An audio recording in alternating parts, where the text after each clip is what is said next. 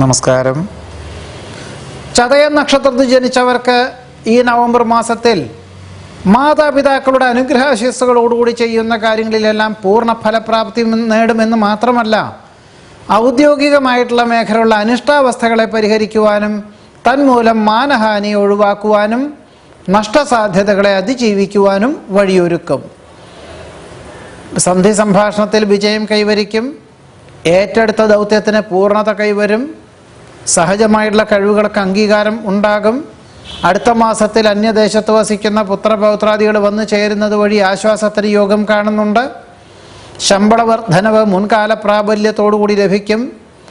ഒരു വർഷത്തേക്ക് സംയുക്ത സംരംഭങ്ങളിൽ നിന്ന് പിന്മാറുന്നതോ ഒരു പരിധിയിലധികം പണം മുതൽ മുടക്കിയുള്ള പ്രവൃത്തി മണ്ഡലങ്ങളിൽ നിന്നും പിന്മാറുന്നതോ നന്നായിരിക്കും എന്ന നിർദ്ദേശം പലരിൽ നിന്നും സ്വീകരിക്കുന്നത് ഗുണകരമായി തീരുവാനാണ് യോഗം കാണുന്നുള്ളത്. എന്നാൽ ലാഭശതമാന വ്യവസ്ഥകളോടുകൂടിയതായിട്ടുള്ള പ്രവർത്തന മണ്ഡലങ്ങളിൽ ഏർപ്പെടാവുന്നതുമാണ്.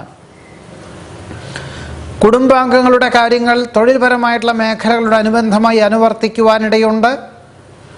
പുത്രപൗത്രാദി സംരക്ഷണത്താൽ മനസ്സമാധാനത്തിന് യോഗം കാണുന്നു. ആഗ്രഹിക്കുന്ന വിദേശയാത്രയ്ക്ക് അനുമതി ലഭിക്കുമെങ്കിലും പ്രതീക്ഷിച്ച ശമ്പളമില്ലാത്തതിനാൽ വേണ്ടെന്ന് വയ്ക്കുവാനും യോഗം കാണുന്നു.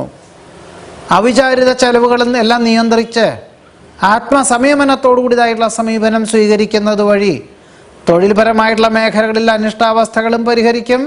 എന്നാൽ ലാഭശതമാന വ്യവസ്ഥകളോടുകൂടിയതായിട്ടുള്ള പ്രവർത്തന മണ്ഡലങ്ങളിൽ ഏർപ്പെടാവുന്നതാണ്. സന്ധി സംഭാഷണത്തിൽ വിജയം കൈവരിക്കുന്നത് വഴി പലപ്പോഴും പല സുഹൃത്തുക്കളും വന്നു ചേരുമെങ്കിലും ഒറ്റയ്ക്കുള്ള പ്രവൃത്തികൾ മേഖലകൾ മാത്രമായിരിക്കും നന്നാവുക.